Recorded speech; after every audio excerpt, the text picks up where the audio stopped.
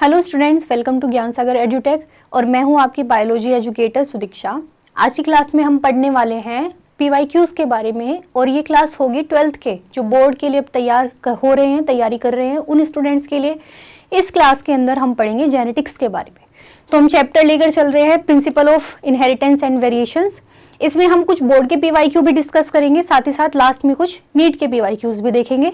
तो चलो शुरू करते हैं। अच्छा, इस स्लाइड में मैंने क्वेश्चंस वैसे ही लगाए हैं जैसे एग्जाम में आए हैं और एज इट इज जो उनके आंसर आपको होने चाहिए, आपको देने चाहिए। ठीक है, तो चलो शुरू करते हैं। पहले शुरुआत करेंगे हम वेरी शॉर्ट आंसर्स के साथ। तो पहला क्वेश्चन है हमारा 2015 का। क्या पूछा है इन्होंने? On what basis is the skin colour in human considered polygenic? Human का स्किन कलर किस बेसिस पर पॉलीजेनिक लिया जा रहा है? पॉलीजेनिक का मतलब क्या होता है बच्चों? पॉलीजेनिक का मतलब होता है polygenic characteristic are defined as a trait which is controlled by more than one gene. ऐसी कैरेक्टरिस्टिक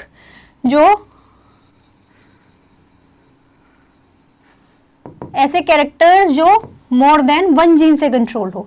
तो ये कंट्रोल हो रहे हैं मोर देन वन जीन, बस ये आपको याद रखना है। ठीक है, इसका एग्जाम्पल है, क्लासिक एग्जाम्पल है ह्यूमन का स्किन कलर।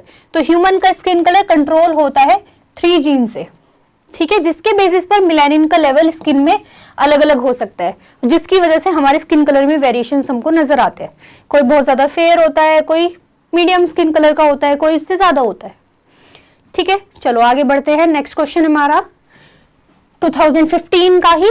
इसमें इन्होंने पूछा है state the chromosomal defect in individual with Turner syndrome. इन्होंने पूछा है टर्नर सिंड्रोम के क्रोमोसोम की कंडीशन के बारे में बताओ। तो टर्नर सिंड्रोम, हमने ये 3 डिसऑर्डर पढ़े थे अगर आपको याद हो। एक था Turner syndrome, Klinefelter syndrome and down syndrome. Turner syndrome वो कंडीशन है जिसमें 45 प्लस XO ये कंडीशन बनने वाली है। तो टोटल क्रोमोसोम यहाँ पर कितने हो गए? 45। तो यहाँ पर मोनोसोमी हो रही है एक X क्रोमोसोम की। ठीक है, बस एज इट इज आपको डेफिनेशन लिख के आनी है। Monosomy of sex chromosome, absence of 1 X chromosome, और ये हमारी कंडीशन है। 1 नंबर में है, आप इतना लिखो काफी है। इसके अलावा अगर मैं क्लाइनफेल्टर की बात करूं, उसमें जो एक X कम हुआ है, मतलब ये वाला नहीं, मैं जनरल बोल रही हूं, उसमें एक X का एक्स्ट्रा आ जाता है। तो 44 प्लस XXY ये कंडीशन कहलाती है क्लाइनफेल्टर सिंड्रोम। चलो, तो अभी इसको हटा देते हैं ताकि कोई कंफ्यूजन ना हो। आगे बढ़ते हैं, नेक्स्ट क्वेश्चन देखते हैं। Next question, right the chromosomal defect in individual with Klinefelter syndrome. यहां पर पूछा है वही जो मैं अभी आपको बता ही रही थी। तो यहां पर कितने हो जाएंगे टोटल? 47 क्रोमोसोम और कितने हो रहे हैं? 44 प्लस XXY। ये वो मेल होते हैं जिनमें कुछ फेमिनाइन कैरेक्टर्स डेवलप्ड होने शुरू हो जाते हैं, फीमेल लाइक कैरेक्टर्स। ओके, आगे बात करेंगे हम शॉर्ट आंसर्स टाइप क्वेश्चन के बारे में। चलो, यहां से हमारे 2 नंबर वाले क्वेश्चन शुरू हो जा रहे हैं। In a typical monohybrid cross F2 population ratio is written as 3:1 for phenotypic. इन्होंने यहाँ पर फिनोटिपिक रेशियो दिया है, कितना है? 3:1 है, but expressed as 1:2:1 for genotypic, और जीनोटिपिक रेशियो इतना है। Explain this with the help of example. तो इन्होंने सीधा सीधा क्या पूछा है? हमारे से मोनोहाइब्रिड क्रॉस के बारे में पूछा है। ठीक है, तो मोनोहाइब्रिड क्रॉस का मतलब क्या था बच्चों? आपने पढ़ा होगा, याद होगा आपको जरूर। क्या था? जिसमें हम एक कैरेक्टर लेकर पूरा क्रॉस डिफाइन करने वाले हैं। तो यहां पर हम कितने कैरेक्टर्स की बात करेंगे? सिंगल कैरेक्टर की। ओके, तो यहां पर वही मेंडल वाला क्रॉस जो हमने पढ़ा था, हाइट वाला, प्लांट की हाइट, टॉल और ड्वार्फ वाला, वही क्रॉस हमको पूरा एक्सप्लेन करना है। तो आप, मैंने यहाँ पर क्रॉस लगाया भी है। वैसे एक क्विक रिवीजन कर लेते हैं, मैं आपको एक बार बता देती हूँ। मेंडल ने क्या लिया था? प्लांट लिया था उन्होंने tall, capital T and dwarf. तो इनकी F1 जनरेशन में कैपिटल टी स्मॉल टी ये कंडीशन बनी। अब जब इसकी सेल्फिंग कराई गई, तो इसके सेल्फिंग कराने के बाद क्या हुआ बताना जरा। इसके सेल्फिंग कराने के बाद कैपिटल टी स्मॉल टी ये गैमेट्स बने, करेक्ट है? ठीक है, इनका क्रॉस अगर करेंगे तो क्या कंडीशन आएगी, अगली जनरेशन क्या आएगी, ये आएगी। ठीक है, तो ये तीनों बंदे हैं टॉल, ये बंदा है ड्वार्फ, और जीनोटिपिक, ये तो हो गई हमारी फिनोटिपिक कंडीशन। फिनोटिपिक और जीनोटिपिक रेशियो क्या बनेगा, अच्छा फिनोटिपिक रेशियो कितना बना इसका 3:1। ठीक है, फिनोटिपिक कितना बनेगा, ये सिंगल है, ये डबल है एक जैसे, और ये भी सिंगल है, तो कितना बना 1:2:1। यही आपको पूरा एक्सप्लेन करके आना है, करेक्ट है। अच्छा, यही एक क्रॉस बहुत जगह यूज होने वाला है। एक क्वेश्चन इससे ये प्रिपेयर हो गया एज इट इज। अगर आपसे लॉ ऑफ डोमिनेंस पूछ लिया जाए तो भी आप इसी क्रॉस के बेसिस पे सिर्फ डेफिनेशन आपको देनी है और ये क्रॉस एक्सप्लेन करना है, तब भी आप यही क्रॉस बना के आएंगे। अगर आपसे लॉ ऑफ सेग्रीगेशन पूछ लिया जाए तो आपको एक्सप्लेनेशन देके यही क्रॉस एक्सप्लेन करना है डेफिनेशन के साथ। ठीक है, तो ये एक सिंगल क्रॉस 3 जगह पर यूज हो रहा है। ठीक है, डाइहाइब्रिड को क्रॉस कहां पर यूज हुआ था बच्चों, याद है, लॉ ऑफ इंडिपेंडेंट असॉर्टमेंट पे, उसमें हमने 2 कैरेक्टर्स की बात की थी। चलो, यहां पर पूछा गया है what is test cross. Test cross क्या होता है, तो टेस्ट क्रॉस क्या होता है, टेस्ट क्रॉस का मतलब है, नाम से ही पता चल रहा है हमको टेस्ट करना है। क्या टेस्ट करना है, तो मान लो मेंडल के लॉ के अकॉर्डिंग हमने, मेंडल के क्रॉस के अकॉर्डिंग हमने ये क्रॉस किया, F1 जनरेशन आई, हम पता करना चाह रहे हैं इस F1 जनरेशन का फिनोटाइप, सॉरी जीनोटाइप, फिनोटाइप तो हमको दिख रहा है ना, फिनोटाइप तो किसी भी इंडिविजुअल का दिख जाएगा, या तो हाइट इतनी बन रही थी या इतनी बन रही थी, है ना। अब हम चाहते हैं इसका जीनोटाइप जानना कि ये होमोजाइगस कंडीशन में है या फिर हेट्रोजाइगस कंडीशन में है, और इसका जीनोटाइप जानने के लिए हमको इसका क्रॉस करवाना पड़ेगा इसी के रिसेसिव पेरेंट्स के साथ। ठीक है, इसको हम बोलते हैं टेस्ट क्रॉस। अगर रिसेसिव पेरेंट्स के साथ क्रॉस कराने पर जो F2 मतलब अगली जनरेशन है उसका रेशियो 1:1 आया, तो ये कैसा है, हेट्रोजाइगस कंडीशन में प्रेजेंट है। देख लेते हैं यहाँ पर, इसका क्रॉस कराने के बाद capital T small t small t small t कितने आए, क्या है F2 generation, capital T small t small t small t capital T small t small t small t, ये कितने बने 2, ये भी 2, तो कितना रेशियो आया 1:1। तो क्या ये हेट्रोजाइगस में कंडीशन में प्रेजेंट है, बिल्कुल है। ठीक है, दूसरी एक, ये तो एक केस है इसका, दूसरा केस क्या हो सकता था, आपको इतना ही लिख के आना है, इतना काफी है, सफिशिएंट है, मैं आपको समझाने के लिए बता रही हूँ। दूसरा केस हो सकता था कि ये इस कंडीशन में प्रेजेंट होता, हमें तो नहीं पता ना, हम तो फिनोटाइप देख रहे हैं, तो अगर इसका क्रॉस अब इसके रिसेसिव पेरेंट से हुआ होता तो अगली जनरेशन में कैसे इंडिविजुअल्स बनते, ऑल टॉल। ठीक है, यही बनने वाले थे, कैपिटल T स्मॉल t, तो अब ये रेशियो नहीं आया था। ठीक है, इसका मतलब ये होमोजाइगस कंडीशन में प्रेजेंट है, बस यही है टेस्ट क्रॉस का मतलब।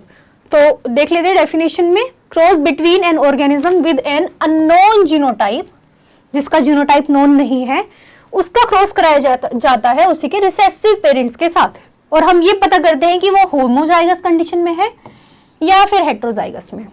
ठीक है, चलें आगे देखो, state and explain the law of segregation as proposed by the Mendel. अभी जो हमने डिस्कस किया था monohybrid cross, as it is आपको क्रॉस बनाना है, बस यहाँ पर लॉ ऑफ सेग्रीगेशन की आप डेफिनेशन साथ में लिख के आएंगे। ठीक है, तो लॉ ऑफ सेग्रीगेशन का मतलब क्या है बताओ, पढ़ चुके हैं आप लोग ऑलरेडी। तो लॉ ऑफ सेग्रीगेशन का मतलब होता है वही मेंडल के क्लासिक एग्जाम्पल के साथ, उनके क्रॉस के साथ, जब हमने F1 जनरेशन शुरुआत से लेते, जब हमने पेरेंट्स लिए थे एक टॉल एक ड्वार्फ, दोनों का क्रॉस करवाया, F1 जनरेशन में सारे टॉल पेरेंट्स आए। ठीक है, मतलब एक कैरेक्टर दूसरे के ऊपर डोमिनेंट था। ठीक है, तो सारे टॉल बन गए थे, तो एक अलील या फिर एक जीन दूसरे के ऊपर डोमिनेंट रहा होगा। बट F2 जनरेशन में उन्हीं की सेल्फिंग कराने के बाद अगली जनरेशन में फिर से एक ड्वार्फ बना, और ये जो फिर से एक ड्वार्फ बन रहा है यही इस बात को प्रूफ करता है कि जो अलील्स है उनकी आपस में कोई मिक्सिंग नहीं हुई, वो एज इट इज है। F1 जनरेशन में जो अलील छिप भी गया था वो F2 जनरेशन में वापस दिख गया है। ठीक है, ये लॉ बोलता है कि कोई मिक्सिंग ऑफ अलील नहीं होती। तो देख लो एक बार, This law states that the factor or allele of a pair segregate from each other during gamete formation. जब gametes बनते हैं तब वो आपस में segregate अलग अलग हो जाते हैं. Formation such that a gamete receive only one of the two factor. They do not show any blending. Correct है. और ये इसका क्रॉस हो गया. एज इट इज आपको सेम क्रॉस बनाकर आना है. चलो आगे देखते हैं. नेक्स्ट क्वेश्चन है हमारा, a cross between a red flower bearing plant and a white flower bearing plant of antirrhinum produced all plant having pink flower. ठीक है, work out a cross to explain this, explain how it is possible. ये 2013 का question है. तो इन्होंने पूछा है, एक रेड कलर का फ्लावर लिया, एक व्हाइट कलर का फ्लावर लिया, उनसे पिंक कलर का फ्लावर बना है, इसको एक्सप्लेन करो. तो ये क्यों हो पाया, चलो बताओ ये ऐसा क्यों हुआ.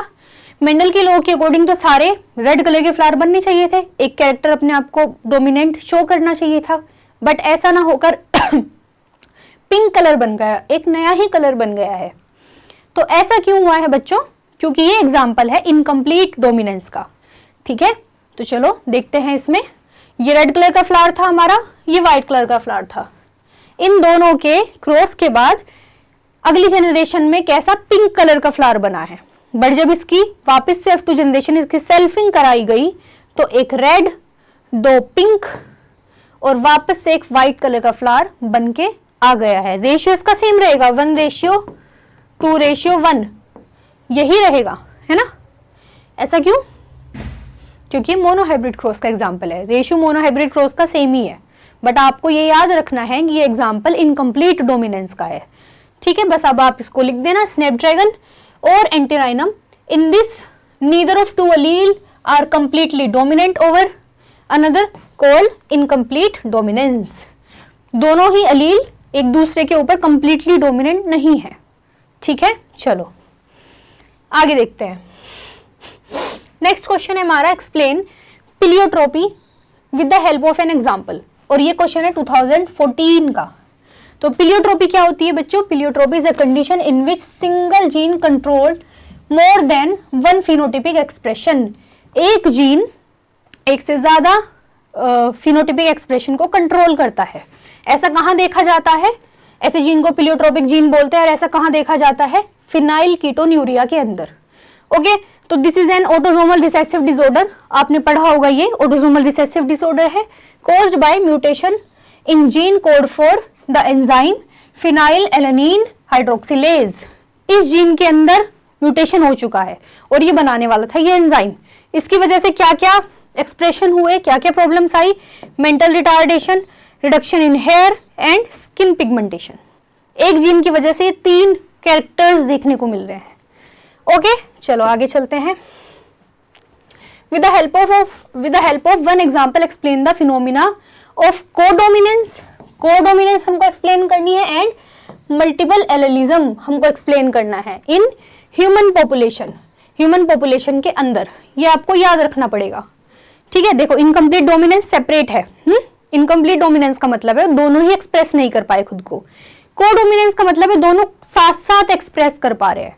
ठीक है, दोनों में कंफ्यूज नहीं होना है, कंफ्यूज बिल्कुल नहीं होना है. तो देखो इसका एग्जाम्पल है ह्यूमन का ब्लड ग्रुप, हमारा blood group. In ABO blood group system there are 4 blood group. और वो क्या क्या है, ए बी और O. The blood group are controlled by gene I. सारे ब्लड ग्रुप एक जीन से कंट्रोल हो रहे हैं. इसको थोड़ा सा समझो, एक जीन है आई, इससे सारे ब्लड ग्रुप कंट्रोल हो रहे हैं. इसके 3 एलिलिक फॉर्म है, आई ए, आई बी और ओ. ओ एक्चुअल में मैंने ब्लड ग्रुप लिख दिया. ओ का मतलब है, या तो आप इसको ऐसे लिख सकते हैं आई, ठीक है, आई के ऊपर ओ, या फिर स्मॉल आई. मतलब ना तो ए एंटीजन है ना बी है, स्मॉल आई. ये सब आपने जब चैप्टर पढ़ा होगा तब डिटेल में पढ़ा होगा, अभी हम बहुत डिटेल में नहीं जा सकते. ठीक है, इतना समझो. तो ये तो हो गया मल्टीपल एलेनिज्म. आगे लिखा भी होगा, द जीन आई हैज 3 अलील. एक जीन की 3 एलेलिक फॉर्म है, आई ए, आई बी और स्मॉल आई. ठीक है, अब जब ये एक्सप्रेशन में आएंगे, ह्यूमन तो डिप्लॉइड है ना, तो इसका मतलब दो ही साथ में आ सकते हैं. अगर आई ए और आई ओ साथ में आया मान लेते हैं ये वाला साथ में आया। अच्छा, इसको थोड़ा सा मैं ऊपर की तरफ शिफ्ट कर देती हूँ।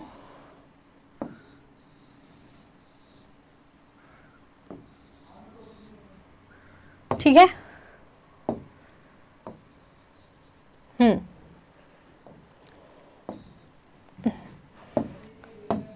हाँ अब लिखते हैं।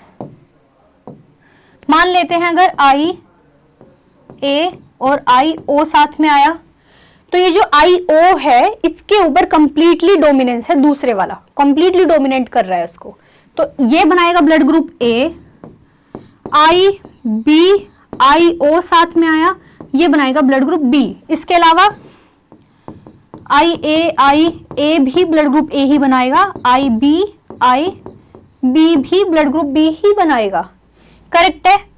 और अगर दोनों साथ में आ गए आई बी और आई ए, ये बनाएगा ए बी ब्लड ग्रुप। यही एग्जाम्पल है कोडोमिनेंस का।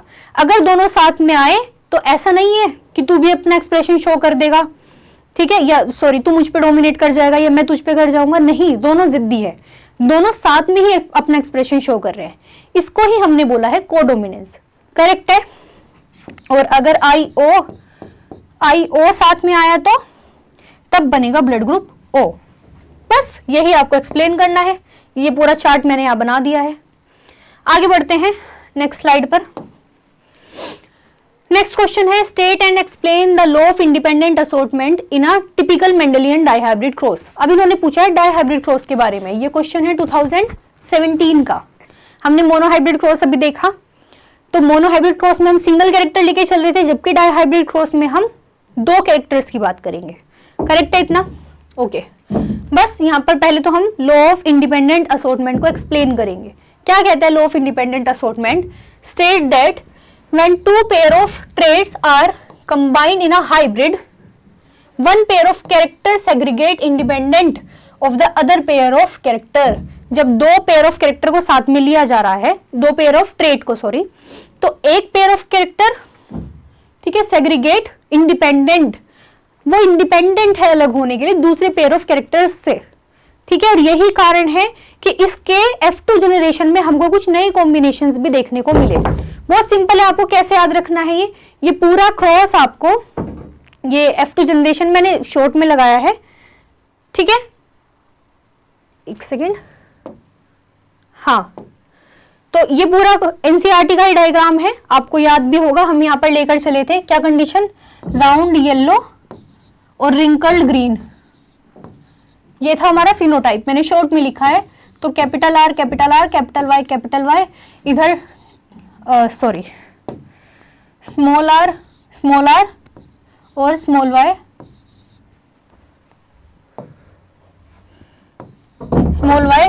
ये कंडीशन हम लेके चले थे। F1 जनरेशन हमारी कैसे बनी थी?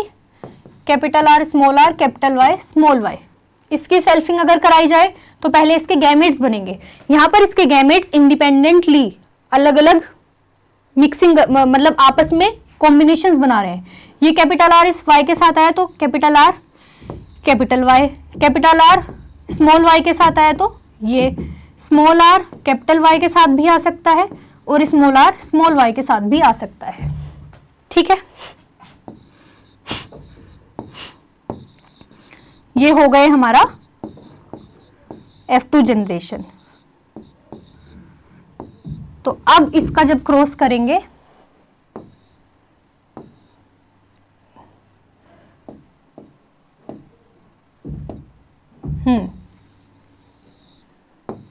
कुछ ऐसे, ये कंडीशन बनेगी, ये सारे हमारे कॉम्बिनेशंस आ जाएंगे। तो इसका रेशियो क्या आएगा? रेशियो आपको याद करना है, आप यहाँ बनाने नहीं बैठेंगे, ढूंढने नहीं बैठेंगे कितने कितने कॉम्बिनेशंस बन रहे हैं, आपको याद करना है। दो ही तो क्रॉस का रेशियो आपको याद करना है, मोनोहाइब्रिड का और डाइहाइब्रिड का। मोनोहाइब्रिड का बहुत सिंपल है, डाइहाइब्रिड का फिनोटिपिक रेशियो क्या रहेगा? 9:3:3:1। बस ये आपको याद रखना है, ठीक है। इसको याद करने का एक बहुत सिंपल तरीका बताती हूँ मैं आपको। थोड़ा सा हम इसको स्पेस करके लिखते हैं, 9:3:3:1। ये था हमारा फिनोटिपिक रेशियो। तो ये जो 9 है ये हमारे पेरेंटल जो डोमिनेंट वाली कैरेक्टर्स थे वो हमको लिखने हैं, राउंड और येलो। और ये जो 1 है वो रिसेसिव वाली फॉर्म हो गई, विंकल्ड और ग्रीन। ये जो 3 है इनके कॉम्बिनेशन है, राउंड एक बार ग्रीन के साथ आ गया, रेशियो राउंड ग्रीन।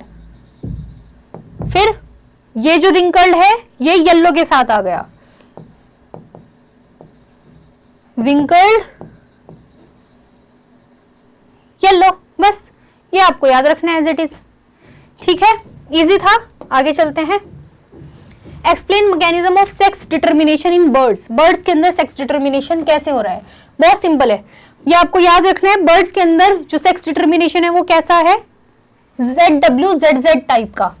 ठीक है, तो इसमें जो फीमेल है वो हेटेरोमॉर्फिक है, हेटेरोमॉर्फिक सेक्स क्रोमोसोम है उसके पास, जो कि है ZW। ह्यूमन के केस में उल्टा है, ह्यूमन में XY मेल के पास होता है और Y डिसाइडिंग क्रोमोसोम होता है। यहाँ पर ये W डिसाइडिंग क्रोमोसोम है, ये W जहां जाएगा वो फीमेल बनेगी। ठीक है, और ये जो मेल है वो होमोमॉर्फिक सेक्स क्रोमोसोम है, जिसका मतलब है ZZ। करेक्ट है।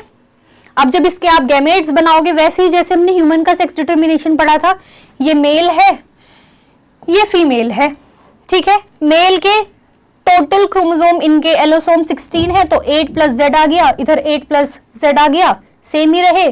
और फीमेल में 8 plus Z plus 8 plus W। Human में कैसा हो रहा था? मेल के अंदर 44 plus X plus 44 plus Y, यही हो रहा था।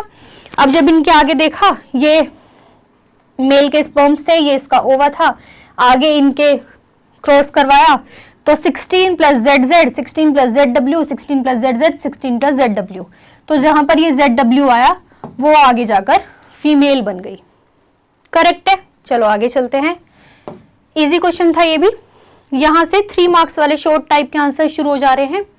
Explain the mechanism of sex determination in honey bee. Confuse नहीं होना है आपको, वो बर्ड्स का था, यहाँ पर हनी बी का पूछा है। 2016 का ये सवाल है। तो हनी बी के अंदर क्या हो रहा है? हनी बी के अंदर हो रहा है हैप्लोडिप्लॉइड मैकेनिज्म ऑफ सेक्स डिटर्मिनेशन। क्या मतलब है इसका? ये क्या हुआ है बताओ? ये क्या हो गया ma'am? Unfertilized egg developed into a male and a fertilized egg developed into a female. तो जो अनफर्टिलाइज्ड एग होगा हनी बी के अंदर वो तो मेल बना देगा, और जो फर्टिलाइज्ड एग होगा वो हनी बी के अंदर फीमेल बनाएगा। ठीक है, therefore female is diploid two N and male is haploid. Male haploid ही रहने वाला है जिंदगी भर। हाँ ठीक है, चलो ये इनका सेक्स डिटर्मिनेशन हमने एक्सप्लेन किया है।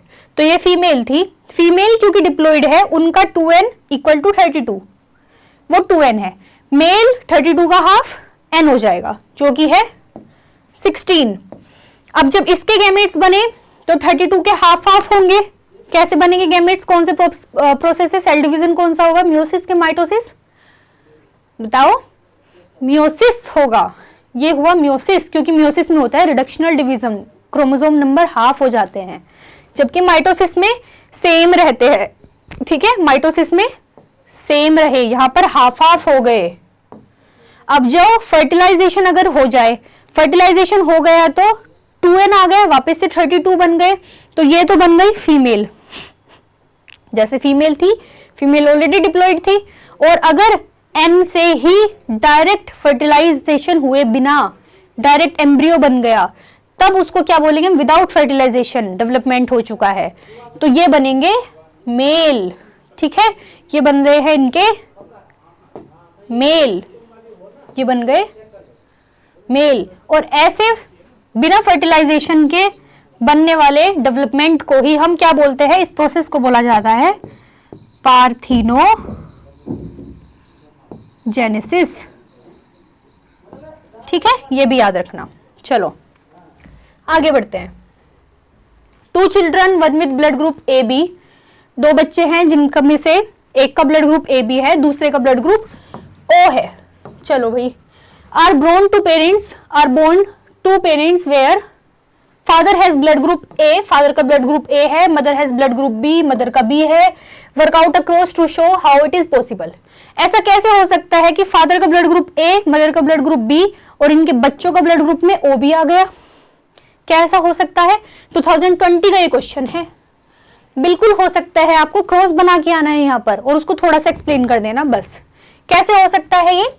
अगर मान लो मदर और फादर दोनों इस कंडीशन में रहे, इस कंडीशन में रहे, आई A I B I B, यही था ना, फादर का ब्लड ग्रुप ए था, मदर का बी था, होमोजाइगस कंडीशन में रहे, तो कभी भी ओ नहीं आ सकता, नहीं आ सकता ना। ओ कब आ सकता है? ओ की आने की कंडीशन है सिर्फ आई ओ, यही है, कभी भी नहीं बनेगा, ये इससे बन ही नहीं सकता। ठीक है, तो इसलिए ये जरूरी है मदर और फादर दोनों को ही आई ए प्लस आई ओ कंडीशन में होना पड़ेगा। तो लिख देते हैं यहां पर, ये है इसका father, father I A I O blood group के साथ है, क्योंकि उनका ब्लड ग्रुप कैसा है? Blood group A. और ये हो गई मदर, मदर का ब्लड ग्रुप कैसा है? बी ब्लड ग्रुप, तो ये भी आई बी आई ओ कंडीशन में होनी चाहिए। अब इनके गैमेट्स बनेंगे, तो हम डायरेक्ट बनाते हैं, गैमेट्स ही बनाते हैं। ये गैमेट्स बने आई, अरे यार, आई ए आई ओ, ठीक है, इधर बना आई बी आई ओ, ठीक है। तो बताओ क्या क्या कॉम्बिनेशंस बने? आई ए आई बी, पहला बच्चा ए बी ब्लड ग्रुप वाला आ गया, करेक्ट है, ये तो हमें चाहिए था। दूसरा बच्चा देखो, आई ए आई ओ, ये ए ब्लड ग्रुप वाला आ गया, ठीक है, पॉसिबल है। तीसरा आई बी आई ओ, ये बी ब्लड ग्रुप वाला आ गया, ये भी पॉसिबल है। और लास्ट आई, ये जेड लग रहा है ना, आई ओ इस कंडीशन में आ गया, ये भी हमें चाहिए था, ये ओ ब्लड ग्रुप है, करेक्ट है। पूरा क्रॉस समझ आया? थोड़ा सा इसको एक्सप्लेन कर देना बस। आगे बढ़ते हैं। Generally it is observe that human male suffer from haemophilia more than human female. Human में मेल को हीमोफीलिया ज्यादा होता है फीमेल के कंपैरिजन में। Who rarely suffer from it, explain giving reason, इसका रीजन बताओ, ऐसा क्यों हुआ? क्योंकि हीमोफीलिया, अगर मैं हीमोफीलिया की बात करूं, हीमोफीलिया कैसी बीमारी है? एक कैसा डिसऑर्डर है? एक्स लिंक्ड रिसेसिव डिसऑर्डर है।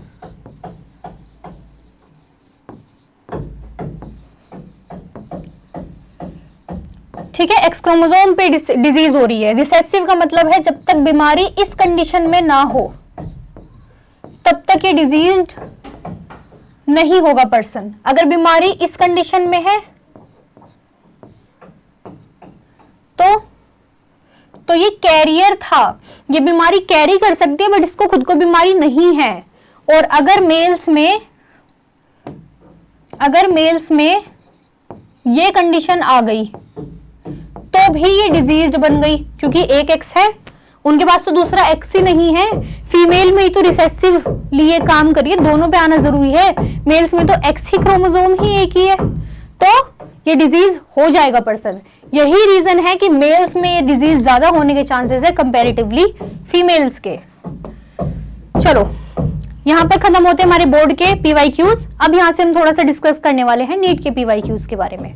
ठीक है, तो जो बच्चे बोर्ड के लिए प्रिपेयर कर रहे हैं, हो सकता है कुछ बच्चे नीट के लिए सोच रहे हो, तो वो थोड़ा सा टेंशन दें इधर, और आगे थोड़ा सा हम इजी से क्वेश्चन या इजी तरीके से क्वेश्चन को सोल्व करते हैं।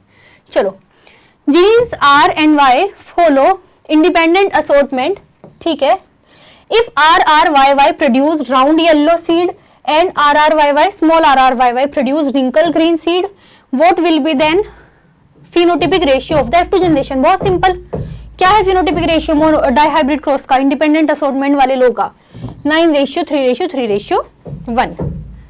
करेक्ट। आगे चलो, a pink flowered snapdragon plant was crossed by a red flowered snapdragon plant. What type of phenotype is are expected in the progeny? ठीक है, तो क्या बनना था उसकी प्रोजेनी में, F2 जनरेशन में क्या बन रहा था, 1:2:1 है ना, एक रेड, दो पिंक, एक व्हाइट। लेकिन इन्होंने सवाल देखो पूछा क्या है, ध्यान से देखो, इन्होंने सवाल में पूछा है पिंक फ्लावर, ये रेड और व्हाइट का कॉम्बिनेशन लेके नहीं चले हैं, पिंक फ्लावर और उसकी भी सेल्फिंग नहीं करवाई, उसका क्रॉस कराया गया है रेड फ्लावर के साथ। तो क्या कंडीशन है, कैपिटल आर स्मॉल आर और कैपिटल आर कैपिटल आर, क्या कॉम्बिनेशंस बनेंगे इनके बताना जरा, कैपिटल आर बोलो मेरे साथ, capital R capital R capital R small R capital R small R, ये सारे कैसे बने, एक सेकंड, ये दोनों कैसे बने रेड और ये कैसे बने पिंक। अब देखो options, only red flowered plant, ऐसा तो नहीं है, ऐसे बच्चे नहीं होंगे, red flowered as well as pink flowered, हाँ रेड भी आ रहे हैं और पिंक भी आ रहे हैं, करेक्ट तो वैसे यही है। आगे देखो ओनली पिंक फ्लावर नहीं, red pink as well as white, white नहीं बनेगा, ठीक है, व्हाइट तब बनता जब हम पेरेंट्स रेड और व्हाइट लेकर चलते।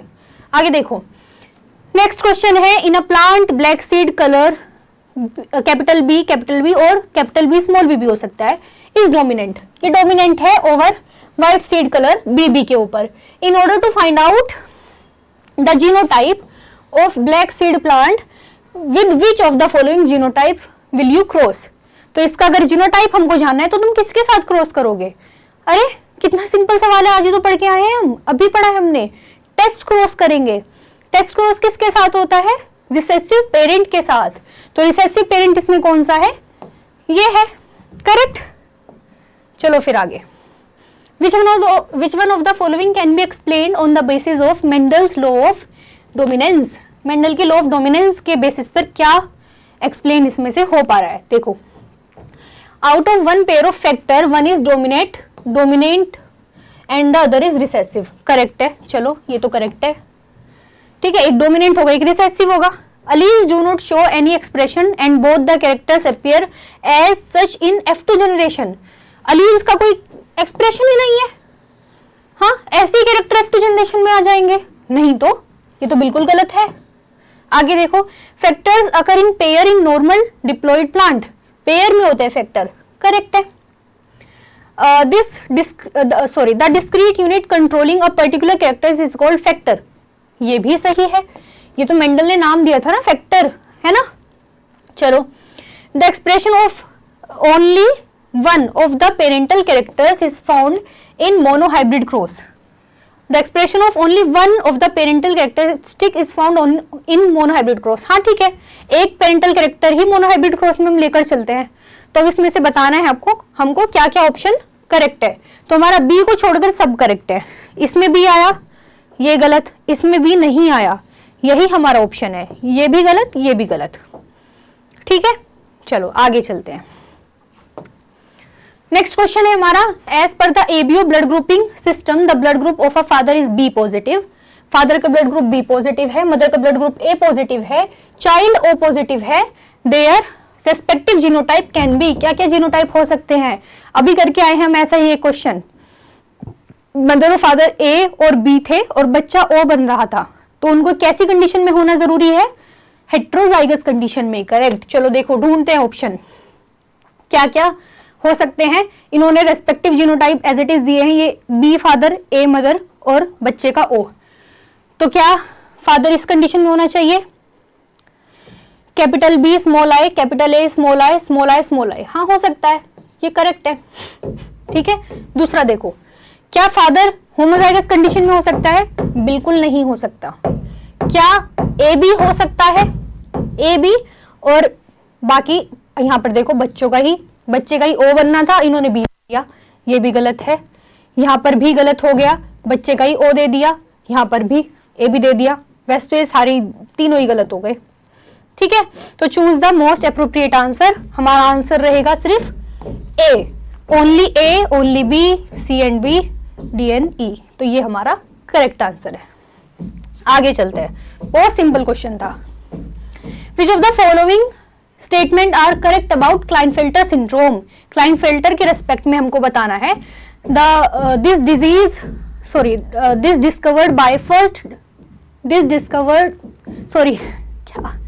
This disorder was first described by Langdon Down. Down ने नहीं डिस्क्राइब किया था, ये वो डाउन सिंड्रोम है, गलत हो गई statement.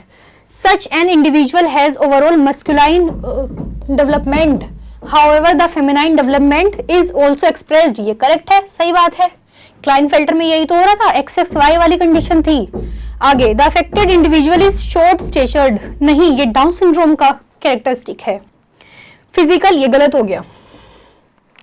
Physical, psychomotor and mental development is retarded, ये भी इसमें क्लाइनफेल्टर में ऐसा नहीं हो रहा है, डाउन सिंड्रोम का ही है ये भी, इसमें ऐसी कोई कंडीशन नहीं आ रही है। सच इंडिविजुअल आर स्टेराइल, ये हो सकता है, होता सकता नहीं मतलब होता है। आगे देखो, चूज द करेक्ट आंसर, हम अपना सही आंसर ढूंढेंगे। ए हमारा बी और ई है, तो बी और ई ओनली, ये बाकी तो हमारा सी भी गलत है, डी भी गलत है, तो ये भी गलत हो जाएगा। इसमें ए आ गया, वो भी गलत था, ये भी गलत, सी एंड डी ये भी गलत, ए एंड ई ये भी गलत, क्योंकि ए गलत है। चलो नेक्स्ट क्वेश्चन हमारा, if a colour blind female marries a man whose mother was also colour blind. अगर एक कलर ब्लाइंड फीमेल की बात कर रहे हैं, उसकी शादी होती है एक मैन से। If a colour blind female marries a man whose mother was also colour blind, और मैन की मदर भी कलर ब्लाइंड रही होगी, ठीक है, तो फीमेल तो कलर ब्लाइंड है ही, XC, ठीक है। तो अब इस मेल की मदर कलर ब्लाइंड रही होगी, इसका मतलब इसके अंदर मदर अगर कलर ब्लाइंड है तो ये भी कलर ब्लाइंड हुआ होगा, डेफिनेटली होगा, क्योंकि मदर से एक्स क्रोमोसोम मेल में जाता है, ठीक है, मतलब सन में जाता है, और फादर से डॉटर में आता है, तो ये भी कैसा हो गया, XCY। आगे बोलो, what are the chances of a progeny having a colour blindness. इनके बच्चों में कलर ब्लाइंडनेस कितने परसेंटेज में होगी। अरे दोनों पेरेंट्स को कलर ब्लाइंडनेस है, कोई भी कॉम्बिनेशन ऐसा बनेगा जिसमें मतलब बिना कलर ब्लाइंडनेस वाले जीन के एक्स आ जाए, नहीं, कलर ब्लाइंडनेस सेम हीमोफीलिया वाला जीन की तरह काम करता है, एक्स लिंक्ड रिसेसिव डिसऑर्डर ही है ये, ठीक है। तो यहाँ पर 100% आंसर है, मैं क्रॉस लगाने की जरूरत नहीं है, चाहो तो आप क्रॉस लगाकर देख लेना बाद में। चलो, what is the expected percentage of F2 progeny with yellow and inflated pod in dihybrid cross experiment involving pea plant with green coloured inflated pod and yellow coloured constricted pod. इन्होंने हमसे पूछा है expected percentage of F2 progeny yellow and inflated pod की बतानी है, ठीक है, और इनके पेरेंट्स क्या रहे होंगे, pea plant with green colour inflated pod and yellow coloured constricted pod, ठीक है। वही हमारा डाइहाइब्रिड क्रॉस वाला, उसका फिनोटिपिक रेशियो लिखना जरा, क्या क्या था हमारा, 9:3:1। ये कैसा था, राउंड येलो। इन दो को छोड़ के आगे बढ़ते हैं, ये था हमारा रिंकल्ड ग्रीन, तो यहाँ आ गया राउंड ग्रीन, यहाँ आ गया रिंकल्ड येलो। इन्होंने क्या पूछा है, yellow with inflated pod, inflated pod लिया इन्होंने। अब अगर आप मेंडल के वो जो 7 कैरेक्टर्स थे जो, उनकी अगर बात करोगे, उसमें जाके पढ़ोगे ना, आपको पता चल जाएगा इन्फ्लेटेड और कॉन्स्ट्रिक्टेड पोड में डोमिनेंस और रिसेसिव वाला कौन सा है, कौन सा है, जरा देख के बताओ, देख के बताना, आपका आज का सवाल है, ठीक है। तो अब राउंड नहीं ले सकते, हम लोग को क्या लेना पड़ेगा, येलो और इन्फ्लेटेड पोड, तो येलो कलर साथ में इन्फ्लेटेड पोड, ठीक है, इसकी हमको बतानी है। और experiment involving pea plant green coloured inflated pod and yellow colour constricted pod, तो येलो कॉन्स्ट्रिक्टेड डोमिनेंट कैरेक्टर है, और ग्रीन और इन्फ्लेटेड ये रिसेसिव है। अच्छा, मुझे इनको ना थोड़ा उल्टा लिखना चाहिए, येलो हमने क्योंकि कॉन्स्ट्रिक्टेड बाद में लिखा है ना, एक सेकंड, ये ग्रीन है, तो यहां पर लिख देती हूं मैं येलो, और ये हो गया हमारा कॉन्स्ट्रिक्टेड। तो ये कैसा बनेगा हमारा, येलो इन्फ्लेटेड, ये येलो इन्फ्लेटेड इसमें से कोई सा भी हो सकता है। मान लो ये येलो इन्फ्लेटेड है, तो कितना परसेंटेज में आ रहा है? 3 रेशियो में आ रहा है। ये 3 रेशियो कितनी प्रोजेनी में है? 3/16। अब आप इस 3/16 को जरा सोल्व करना, क्या आएगा आपका आंसर? अगर आप सोल्व करोगे तो मैं करके बता देती हूं आपको। 3/16 3/16 इक्वल टू ये आएगा 0.1875। और अगर इसकी परसेंटेज निकालोगे तो या तो यहीं पर इंटू 100 कर दो, है ना, तो फिर एज इट इज परसेंटेज आ जाएगी, वरना यहां पर 100 करोगे तो आंसर कितना आ जाएगा हमारा? 18.7। ये आंसर आ जाएगा। तो हमारा करेक्ट आंसर हो गया ये। ठीक है, चलो आगे चलते हैं। नेक्स्ट क्वेश्चन है हमारा हीमोफीलिया के ऊपर। A normal girl whose mother is haemophilic marries a male with no ancestral history of haemophilia. एक गर्ल जिसकी मदर हीमोफिलिक थी, ऐसे आदमी से शादी होती है जिसकी कोई हिस्ट्री नहीं होती हीमोफीलिया में। What will be the possible phenotype of the offspring. तो यहां पर बताया है मदर को हीमोफीलिया था। मदर को हीमोफीलिया था मतलब लड़की को कैरियर वही होगी। ठीक है, उसकी शादी होती है एक ऐसे इंडिविजुअल से जिसकी कोई हीमोफीलिया में हिस्ट्री नहीं है। तो इनके बच्चों में क्या कॉम्बिनेशंस आएंगे? बच्चों में क्या डिजीज आ सकती है? कभी भी कभी नहीं, कैरियर हो सकती है फीमेल। ठीक है, नहीं सॉरी मैंने उल्टा बोल दिया, बच्चों में डिजीज आ सकती है। हाँ, ये क्या हुआ? XCY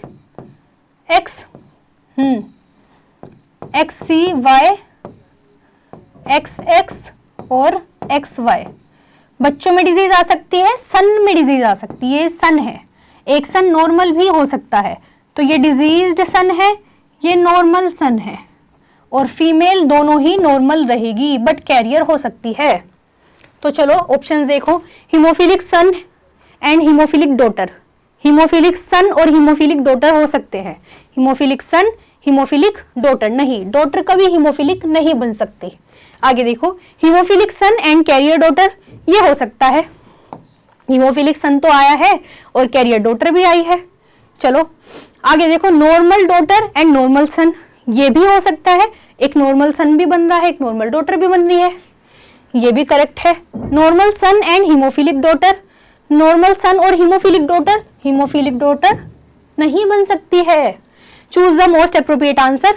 तो हमारा बी और सी सही है, बी और सी इस ऑप्शन में है, करेक्ट है।